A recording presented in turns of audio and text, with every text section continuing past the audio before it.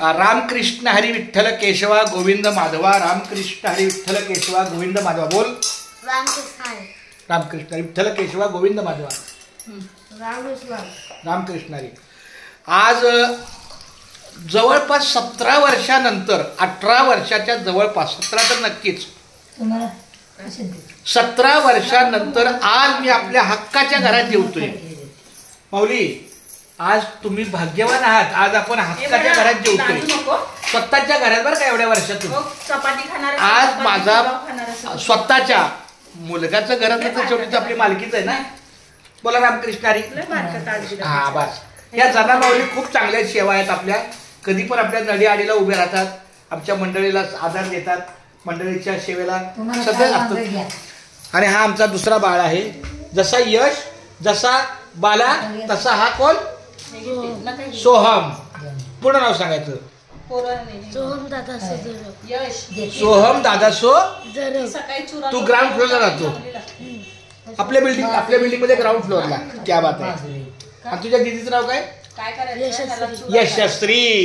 आता लाजायचं नाही. हा माझं बाळ आहे, खूप छान.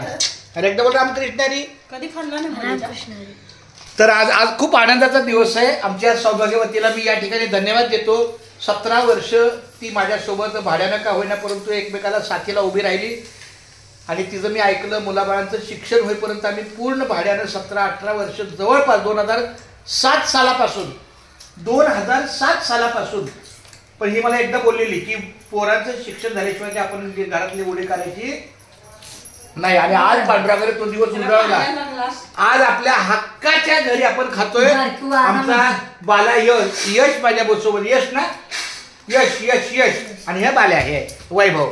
पण हे आपला छोटा बाल्या. रामकृष्ण रामकृष्ण रामकृष्ण. दीपाली मॅडम, आज तुम्हाला मी अतिशय अंतःकरणाने पण धन्यवाद देतो की तुम्ही मला 17 वर्ष माझ्या परिस्थितीला उभं राहिला. सगळ्या गोष्टीमध्ये तुम्ही मला सहकार्य केलं.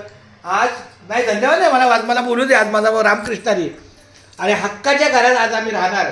हक्काच्या घरात आज आमचा निवास आहे. आणि इथून पुढे आपल्या हक्काच्याच घरामध्ये एक घर आपलं नंदनवनला बनतंय. हे गोकुळमध्ये आलो आम्ही, आदित्य चंद्रकांत कारंडेच्या घरामध्ये.